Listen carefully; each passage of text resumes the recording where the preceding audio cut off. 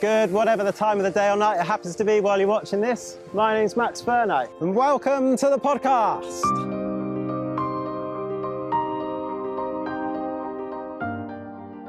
I'm the media and graphic designer for Dorset and Wiltshire Fire and Rescue Service. As always, we've got Pete Cole working his magic behind the camera. Hello, viewers. And you may have just seen some footage shot by our new drone pilot. Is that what you want to call yourself, Pete? Are you a pilot? We are qualified drone pilots. So myself and Dave Geddes, station manager for the service, have recently been through our drone training qualifications, and we are now legal to fly drones for the emergency services. Excellent. Congratulations, Pete, and to Dave as well. Thank you very much. And how did you like those opening credits? They're good, right? I mean, it's going to, if it takes off, no pun, it'll have to become a regular thing, I think. Absolutely. Yeah, we'll be looking at filming all kinds of content with the drone over the next 12 months. Obviously, we're here at Salisbury Community Fire Station, and thanks to everybody here for having us. We had such a good response from Christine's narration last time that we've decided to make it a bit more of a thing, and this time station manager Jason Moncrief is going to be doing the voiceover for us. So Pete, perhaps we should run VT and see what he has to say. Take it away, Jason. I'd like to welcome you to the latest podcast. So let's begin by looking at some of the community engagement projects we've been involved with. In March, the Dorset Local Resilience Forum, or the LRF, held a conference at the RNLI College in Poole. The LRF is a multi-agency approach to preparing for and responding to a wide range of incidents such as severe weather, infectious diseases, and terrorism. It brings together all the emergency services, local authorities, utility companies, voluntary groups, as well as a host of others. The conference covered topics like communicating through social media, national resilience standards, and local and central government priorities. The day was rounded off with a live search and rescue exercise in Poole Harbour. We held an event in March here at Salisbury Community Fire Station showcasing our new mobile data terminals, or MDTs.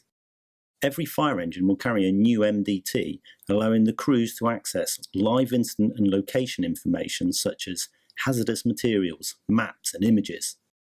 Attended by representatives from Panasonic, much of the day's focus was on demonstrating the benefits of the new devices and also exploring other future uses for this new technology. We are extremely fortunate to receive a £6,500 fire prevention grant from FM Global to support the training of new fire setter intervention advisors. Here, Barney Weston from FM Global presents the cheque and commemorative plaque to Chief Fire Officer Ben Ansell, Area Manager Seth Y, and Arson Reduction Coordinator Gaynor Mant. Our youth engagement programmes are recognised as being effective, enjoyable and educational. Over the last couple of months, we have run several courses including Prince's Trust, Fire Cadets and Spark. The Prince's Trust Team programme is run over 12 weeks and aimed at 16 to 25-year-olds. We celebrated the achievements of the graduates of Team 115 at Hamworthy Community Fire Station in April, when Deputy Lieutenant of Dorset, Dr. Sybil King, presented them with their completion and first aid certificates. Fire cadets attend a fire station one evening a week where they learn the same techniques as firefighters. Here we can see school-aged children from the Blandford area being trained in the use of hoses and road traffic collision rescues. Safer People and Responsible Communities, or SPARK, takes young people aged between 12 and 17 and trains them in using real firefighting equipment over 5 days. In March, these graduates demonstrated everything they had learnt at Hamworthy Community Fire Station before being presented with their certificate by Deputy Lieutenant and former High Sheriff for Dorset, Mrs. Catriona Payne. Please visit our website or call if you would like to find out more about any of our youth programmes. Now let's look at some of the incidents we've attended. We've had to deal with 4 major incidents in the space of 3 weeks.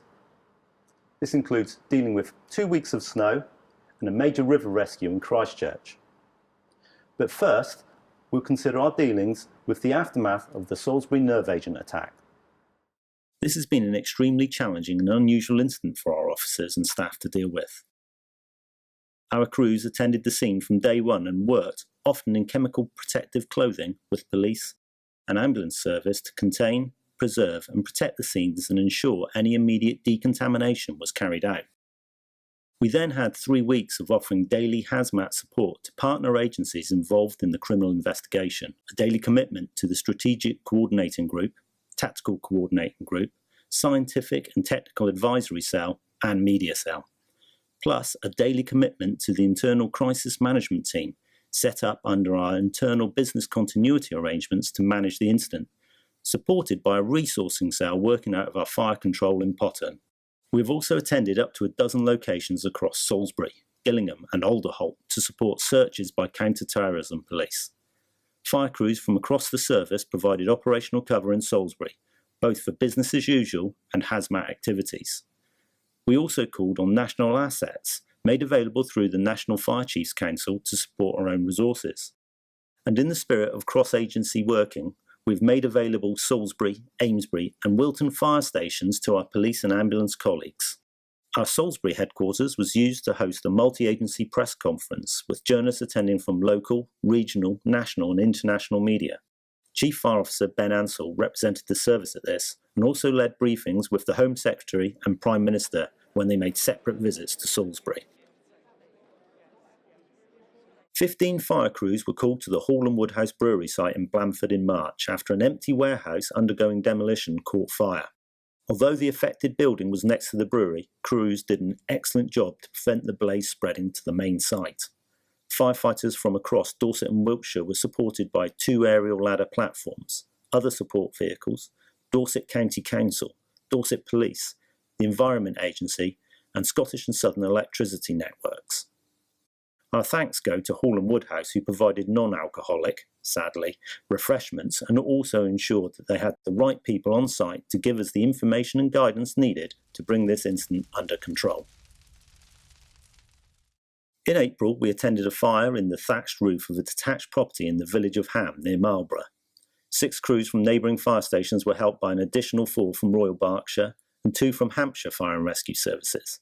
Our aerial appliance from Swindon, 2 water carriers and an incident command unit also attended. Fortunately, the occupants escaped without injury and we were able to salvage most of their possessions. Our firefighters tackled a large fire at a recycling centre near Caen in April. The blaze covered an area of around 80 square metres, and working with a Wiltshire police drone we were able to judge the impact on local residents, who were advised to close all windows and doors due to the smoke plume. In order to bring the blaze under control, it needed 16 fire engines, numerous support vehicles and a high-volume pump from Christchurch to draw water from a nearby lake. We were called to a cooking fire on the 7th floor of a block of flats in Bournemouth in April.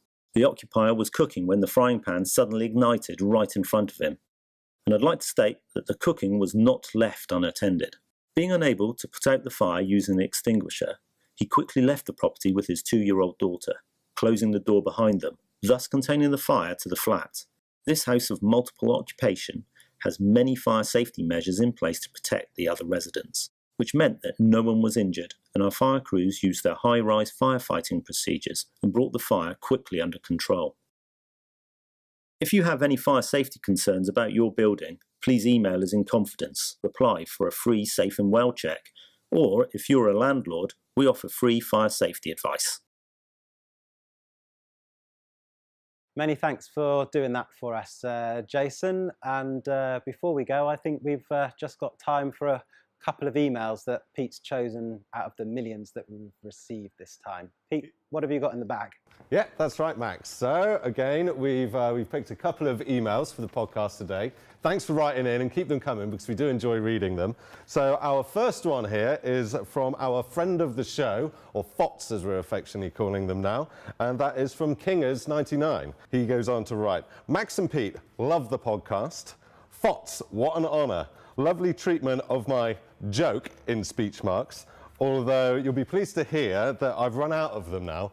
Have we got any more planned, Max? I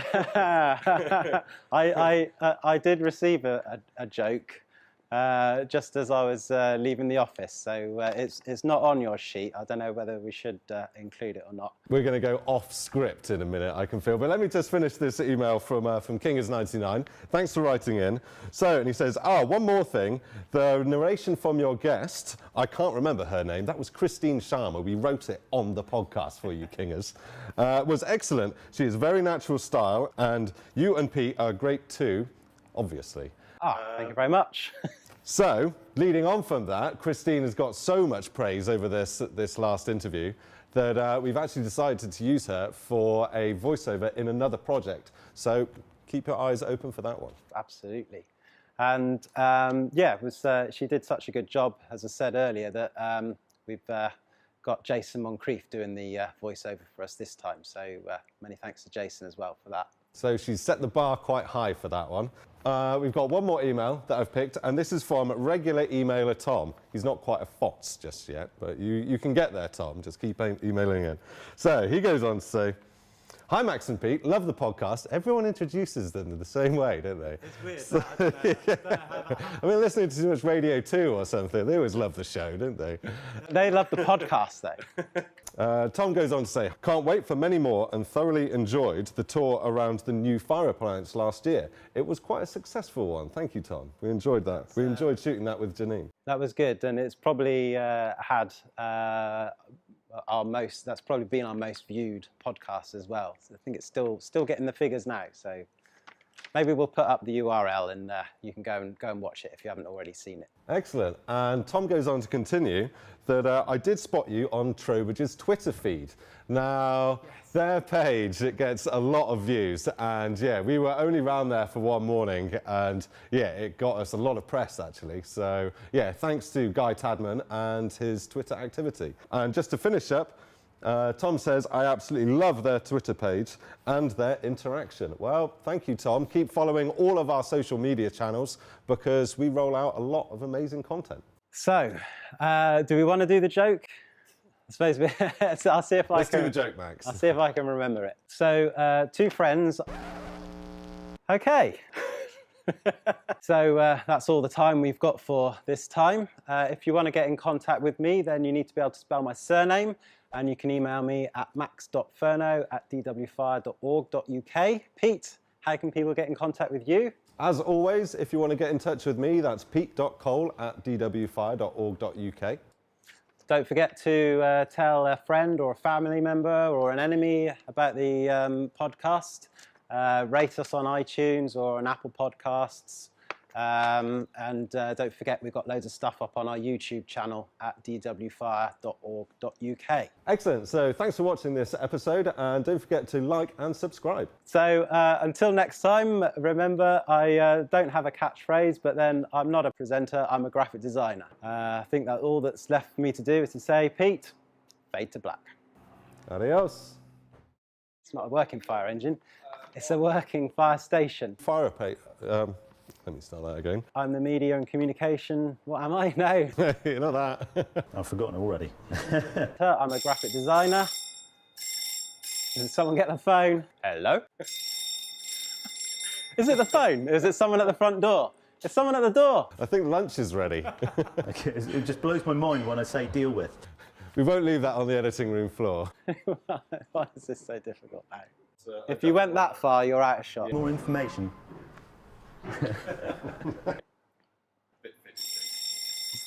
They're back again. That's good. Done. Knock off makeup.